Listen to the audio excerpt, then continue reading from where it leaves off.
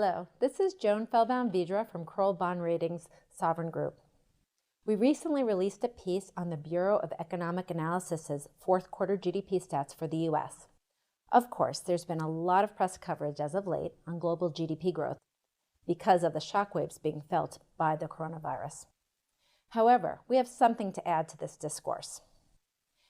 Our recent research report focused on real import growth in the U.S. in 2019 and what this might tell us about the outlook for future global growth.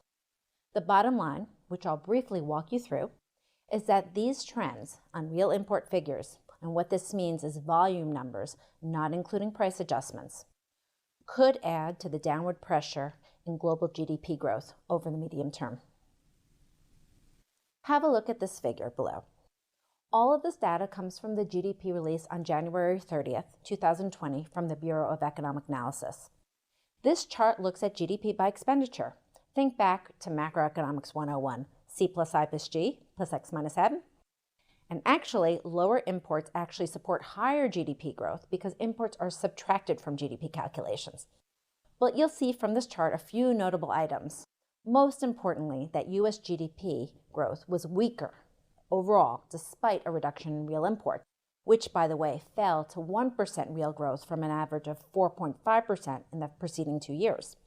In spite of the fall in imports, GDP also declined, partly because of weak exports, which didn't grow at all in 2019, on the heels of average 3.25% real GDP growth in the preceding 2 years. Confusing? Well, let's just say focus on the table to zoom in on the takeaway. Look at the yellow bar. That's real imports. Now look at the blue bar. That's private investment. Real imports contracted significantly, and so did private investment in 2019. In comparison, and not at all a surprise, government spending, the gray bar, held up quite nicely, very much in line with what we've been reading about the U.S. deficit and debt buildup in recent days, weeks, and months. Now have a look at the orange bar. That's private consumption. It's contracted a bit in volume terms, but broadly speaking, it has held up. So what's going on here? Could it mean that there is some import substitution in play? In other words, is demand that was formerly satisfied externally through imports being supplied internally by domestic producers? Personal consumption growth has fallen less than import growth has, suggesting that this dynamic could indeed be in play. So how does this fit into KBRA's macro view on global GDP? Well, to the extent that this dynamic is sustained, it fits well into our concern that deglobalization might be deepening. We believe there could be structural changes underway, like the ones that may be evident from this recent GDP release from the Bureau of Economic Analysis, that could point to us in this direction. We also believe that the psychology about globalization may have changed, with greater sensitivity towards the view of those opposing globalization. And that trend would also further support deglobalization.